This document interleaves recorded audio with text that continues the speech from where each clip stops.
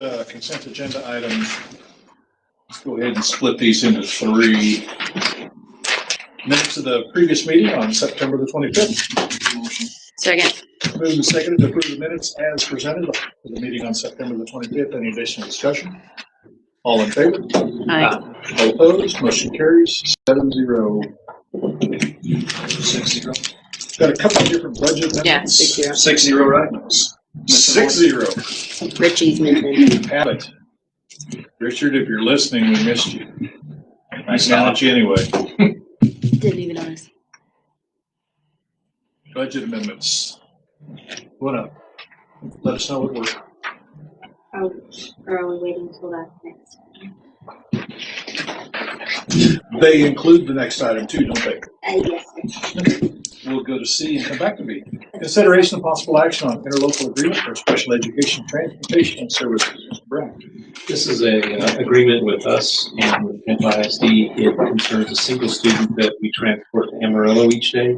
The interlocal agreement is just an agreement from Pampa to Amarillo. We are sharing the cost because they have two students that they're transferring to Amarillo as well. So we're getting the student to Pampa, and then they're carpooling from Pampa to Amarillo and back to Pampa. And it's just an agreement where we will share the cost between Pampa and Amarillo. So pretty simple agreement. We've actually been doing it since the beginning of the year, but we just finally hammered out the agreement. So. Okay.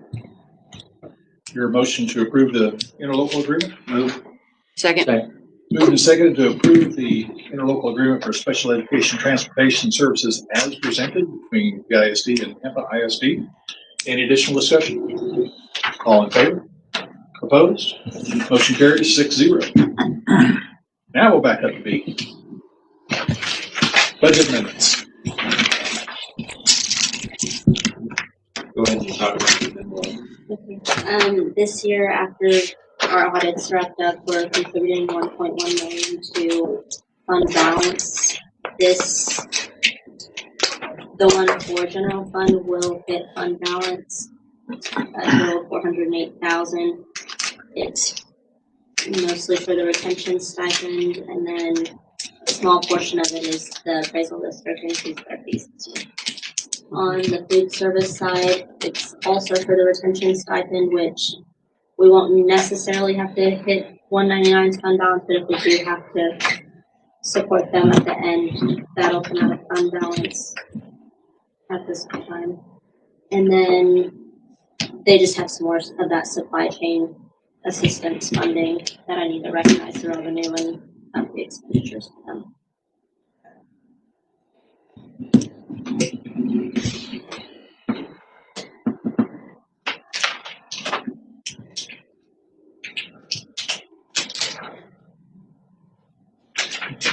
Other Do you want to talk about number 2? Where the action was? It's not sure that number 2. No, this number 2. The amendment is linked to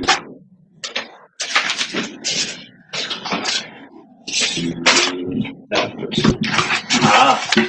I'm with you. Make sure your mic's on, your light's not ticking. Probably a good thing. So we can come, we should budget amendment back here. Back on this side. Come back to the budget amendment. After we talk about number 7B in discussion action items. We keep things confusing. We'll bounce from one to the next. So, tell us about the possible approval of a retention and recruitment stipend. Okay, well, it begins with the fact that through some good management of the staff here in the district, some morale of the staff and the principals and the administrators, we were able to put a little over $1 million into fund balance after the audit. And so we'd like to take some of that fund balance and issue a retention and recruitment stipend for all of our staff members. So what I'm proposing to the board tonight is that right before Thanksgiving, we issue an extra $1,000 to every staff member as a retention recruitment stipend. This is a one-time stipend. It is based on the fact that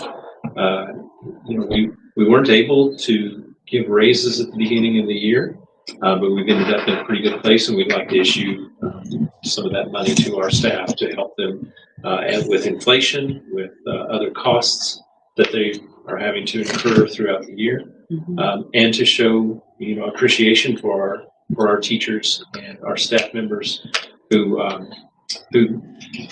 put their best into their job every day in service of our kids and our community. So we'd like to show a little appreciation for them. So right before Thanksgiving, we issued $1,000 to every staff member. The total cost, that's linked to the budget amendment, and the total cost that we're projecting at the moment, without having to include the food service or having to do amendment for food service, is about $387,550 out of $199 to provide for this stipend. Any questions? Motion to approve. Second. Moved and seconded to approve the 23-24 retention and recruitment stipend. Any additional discussion? Woohoo! All in favor? Anyone opposed? Abstained. Motion carries 501. That makes sense. Now we'll back up. Let's go pay for this. We do have, and we can take care of both budget amendments in one motion or two separate motions, depending on what y'all's pleasure is. First One is is to fine. take care of the salaries retention bonus and an increase in the Officer County Appraisal District fees. Our tax appraisal fees have gone up by $21,000 for this coming year. The second, help please. The second is the supply chain grant that cafeteria has been receiving. I need to increase the revenue, and also in order to increase the expenditures, I need y'all's approval, which it's being funded by this federal supply chain grant that they've been receiving. So moved to approve both as presented. second. Moved and seconded to approve both budget amendments, two different funds, sorry. Budget amendment number 1 for the general operating fund, budget amendment number 1 for the food service fund. Any additional discussion? All in favor? All opposed? Motion carries 6-0. And now back to discussion and action items. Consideration of possible action on the campus improvement plans. Email to you or a copy of the improvement plans. As you guys look through that, they're all based on the district improvement plan, but each campus has their own things that they're working on or different strategies that they're going to use to help the district with their goals. As you guys, I would open up. They're sent to you and for approval as presented. I will open up the floor to any questions or comments as needed. I always have comment. I mentioned earlier that it seems like the themes are similar. That problems with needing more ESL certified and bilingual certified, data-driven instruction, staff work culture, and especially new teacher mentor programs, new teacher orientations. So it seems like things that I'm sure the district is working on also, but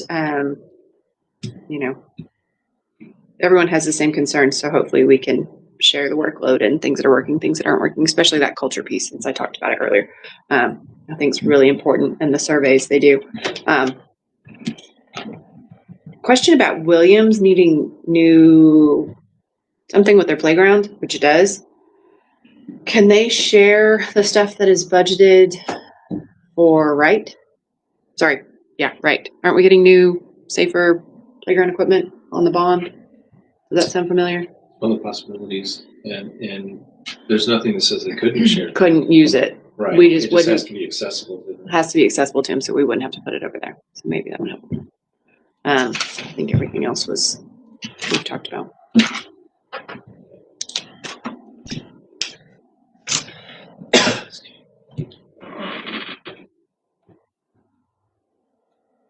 Anything else? These are, as I understand, quite living documents, modify and change. Mhm. And in Westworld, that normally goes back to one of the things we have to do to check the box. Uh-huh. Or direction. They provide some direction that we need to travel and some work that we put together to provide a bit of a plan, but as with many things, sometimes we're just checking boxes as well. So combo job, check boxes and provide a plan. Move forward. And the chair would entertain a motion to approve the campus improvement plans in bulk or individually, whatever your pleasure would be. Move to approve all. Second. To move and seconded to approve the campus improvement plans as presented. Any additional discussion? All in favor? All opposed? Motion carries 6-0. Time to grab the calendars. I'd like to propose 2 meetings for the month of November. If we follow along the same patterns as last year, the first meeting will be on the 16th, which is a Thursday. Then that's right before Thanksgiving. Because of Thanksgiving and the week that Thanksgiving falls, that would normally be our week for board meeting. So if we moved it up to Thursday right before, that we could take care of our normal November business for that to be a regular board meeting. I'd also like to propose that we have a special called meeting on the 28th, where we will hopefully choose a construction manager and also hear from our auditor. So those would be the 2 things that we cover in that single meeting. I cannot do the 16th. I have a birthday party that day for my newly 6-year-old that day. Since she didn't get off the bus till 5:30, I wouldn't hardly see her. Or I can come after she goes to bed. Both days work for me. Same. What was the other date? The 28th and the 28th. 28th. What day is that on? 28th should be not Tuesday. real long, right? It'll just be a noon meeting. Yeah, 20 is a real routine. Okay. Or the And in visiting with our new auditor, I don't anticipate that we're going to read every page and we're numbered. Mm-mm. Had a Mm-mm. good conversation with him the other day.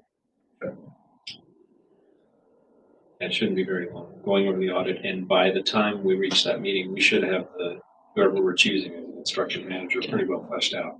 We can answer questions, talk all the way through it at the meeting, but it shouldn't be too long. Lunch or evening on the 28th. He was pushing for lunch, wasn't he? But I think it'd be up to you guys.